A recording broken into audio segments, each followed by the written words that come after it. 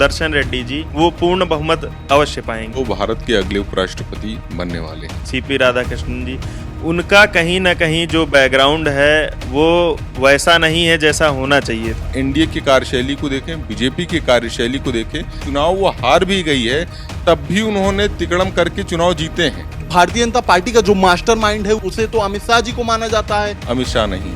9 सितंबर ज्यादा दूर तो है नहीं, डेट आने दीजिए, देखिएगा। नमस्कार, आप देख रहे हैं खबर चौक और मैं हूं अमन सिंह वत्स आपके साथ। देश में उपराष्ट्रपति का चुनाव होना है। 2 उम्मीदवार हमारे सामने हैं। इंडिया गठबंधन की तरफ से बी सुदर्शन रेड्डी जी हैं, तो वहीं एनडीए की तरफ से सीपी राधाकृष्णन मैदान में हैं। दोनों ही दल जो हैं वो अपनी तरफ ज्यादा से ज्यादा बहुमत खींचने की कोशिश कर रहे हैं। काफी उठापटक मची हुई है। तो इन सभी चीजों पर आज पत्रकार साथियों का हमारे क्या कहना है ये आज हम आपको दिखाएंगे। जिस तरीके से उपराष्ट्रपति का चुनाव होना है, तमाम सियासी उठापटक देखे जा रहे हैं।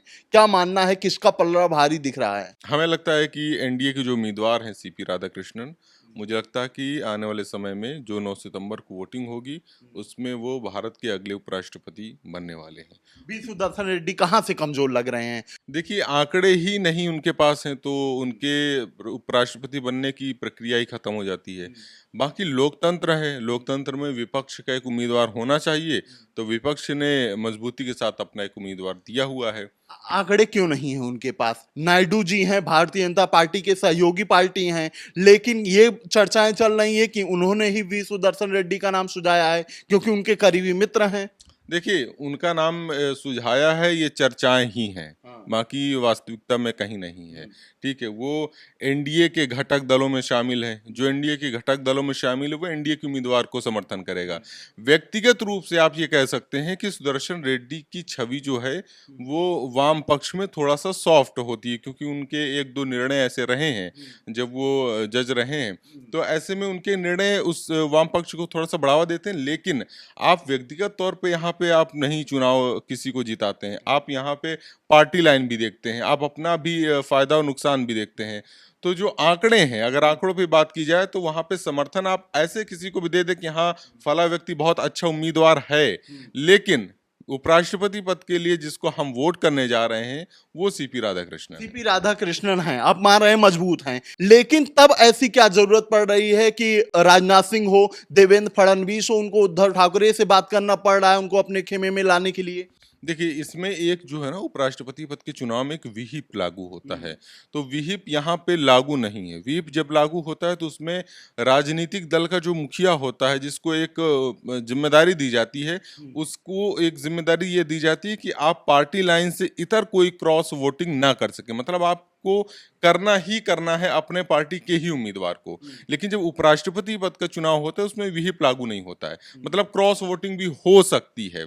अब ऐसे में भले ही बहुमत एनडीए के पास में हो, लेकिन आप एनडीए की कार्यशैली को देखें, बीजेपी की कार्यशैली को देखें, तो बीजेपी हमेशा से अपना बैकअप लेके चलती है।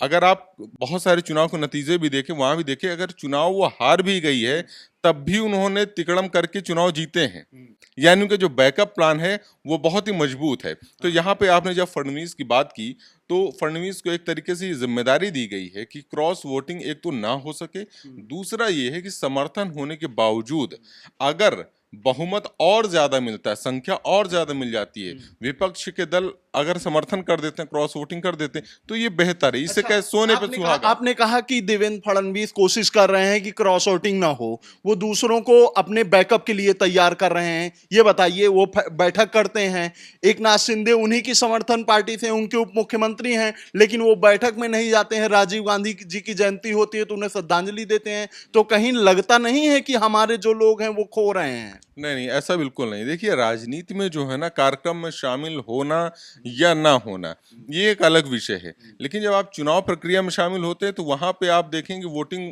अपने ही पार्टी दल के होंगे। आप दावे से इस दूसरी बात ये भी देखिए कि बीजेपी के पास कम से कम 32 से ज्यादा 48 से ज्यादा सांसद जो हैं उनके पास एक्स्ट्रा हैं। मतलब उनके पास समर्थन तो 392 सांसदों का, 391 सांसदों का है। वही तो खोने का डर है। उनको खोने के बाद भी उनके पास बहुमत है पूरा, और अगर वो खो भी जाते हैं तब भी विपक्ष के पास बहुमत नहीं होता है। आप पहले ये समझिए कि अगर वो जो 48 सांसद है उनको वो क्रॉस वोटिंग कर भी देते हैं, विपक्ष तब भी 360 तक ही पहुंचता है। जीतने के लिए 391 चाहिए। आप ये क्यों भूल जाते अच्छा, हैं? भारतीय जनता पार्टी इतनी ही मजबूत है तो मोदी साहब पीछे क्यों हो रहे हैं? आखिर राजनाथ सिंह जी को और उनके जो पार्टी के हैं देवेंद्र फडणवीस, इन लोगों को आगे करने की क्या जरूरत पड़ रही है? देखिए, राजनाथ सिंह अब किसी भी चुनाव प्रक्रिया में आप देखिए, अगर कोई मुख्यमंत्री पद का भी चुनाव होता है, किसी विधायक की रैली भी होती है, उसमें भी बड़े बड़े नेता जाते हैं। भारतीय जनता पार्टी का जो मास्टरमाइंड है उसे तो अमित शाह जी को माना जाता है, तो उनको ही ये सारी समीकरण को सेट करना चाहिए। देखिए, उपराष्ट्रपति का चुनाव है, यानी कि हमें पक्ष और विपक्ष दोनों को संतुलित करना है। हमें अपने सांसद भी अपने पास रखने हैं और सामने वाले के सांसद तोड़ भी सकने हैं, और इन सब काम में ऐसे नेता की जरूरत होती है जो सर्वमान्य नेता हो। और सर्वमान्य नेता कौन है? अमित शाह नहीं है, सर्वमान्य नेता राजनाथ सिंह है। क्यों राजनाथ सिंह है? क्योंकि राजनाथ सिंह की जो पक्ष और विपक्ष दोनों में उनकी मान्यता है। लोग दोनों पक्ष के जो उम्मीदवार हैं, जो सांसद हैं, वो उनको मानते हैं। यानी अगर क्रॉस वोटिंग करवाना चाहे राजनाथ सिंह किसी दूसरी पार्टी से, तो उनके अंदर ये काबिलियत है, करवा सकते हैं समर्थन होने के बावजूद। यानी अपनी संख्या को और बड़ा करने के लिए, ये दिखाने के लिए कि 391 तो हमारे पास है ही 92, 48 एक्स्ट्रा हैं, लेकिन उसके बाद भी हमने विपक्ष के इतने उम्मीदवारों की क्रॉस वोटिंग करा ली। ठीक है, तो ये कह रहे हैं, आनंद जी का ये कहना है कि भारतीय जनता पार्टी जो है वो अपना बैकअप तैयार कर रही है और लोगों को अपने पक्ष में लाने की कोशिश कर रही है। क्या आप सहमत हैं?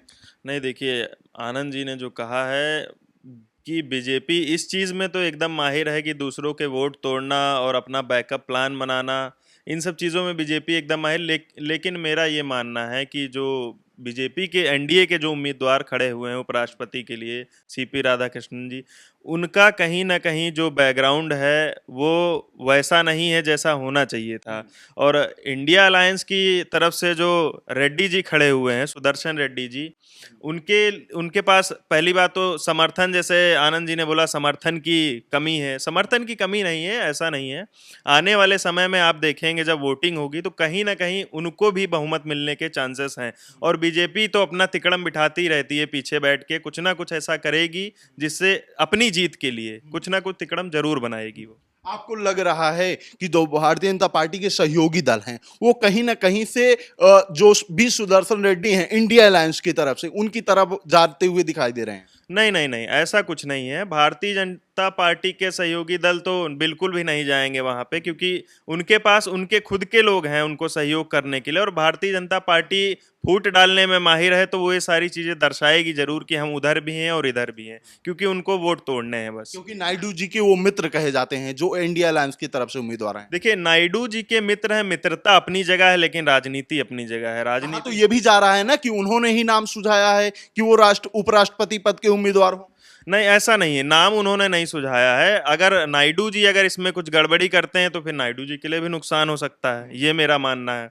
बाकी इंडिया अलायंस का जो भी सुझाव है और उनके जो उम्मीदवार हैं वो पूर्ण बहुमत अवश्य पाएंगे, ये मेरा कहना है। आशुतोष, आपको क्या लगता है जिस तरीके से सियासी उठापटक देखी जा रही है उपराष्ट्रपति पद के चुनाव में, तो मौजूदा स्थिति में किसका पलड़ा ज्यादा भारी दिखाई दे रहा है? देखिए, हमारे ख्याल से एनडीए के जो उम्मीदवार हैं बीजेपी के, सीपी राधाकृष्णन जी, उनका पलड़ा मुझे भारी लग रहा है। और 9 सितंबर ज़्यादा दूर तो है नहीं, डेट आने दीजिए, देखिएगा किसका पलड़ा भारी है, कौन है। मुझे तो यही लगता है कि एनडीए के उम्मीदवार जो हैं वही भारी मतों से जीतेंगे। लेकिन कहीं ना कहीं जिस तरह से हमारा विपक्ष तैयारी कर रहा है, बार बार नए नए चीज़ों को लेके आ रहा है, बार बार बोल रहा है, तो कहीं ना कहीं अगर क्रॉस वोटिंग होती है तो इंडिया गठबंधन के भी जीत हो सकती है। लेकिन अभी जो है वो इस समय सीपी राधाकृष्णन जी की ही जीत मानी जा रही है। तो ये तमाम हमारे पत्रकार साथी थे जिनके अपने अपने विचार हैं। कुछ लोगों का ये मानना है कि इंडिया अलायंस के जो उम्मीदवार हैं बी सुदर्शन रेड्डी जी, उनका पलड़ा ज्यादा भारी दिखाई दे रहा है। तो कुछ लोगों का ये मानना है कि एनडीए की तरफ से सीपी राधाकृष्णन जी जो उम्मीदवार हैं वो मौजूदा स्थिति में ज्यादा मजबूत हैं। और मौजूदा समय में जो स्थिति बनी हुई है उसमें ये संभावनाएं भी लग रही हैं कि दोनों ही पक्ष से कहीं ना कहीं क्रॉस वोटिंग भी हो सकती है। तो फिलहाल इस बातचीत में इतना ही। ऐसी ही खबरों को देखने के लिए देखते रहिए खबर चौक। शुक्रिया। New public inter college Lucknow, admission open. For more information, call 0522 282232 or 7755 089585.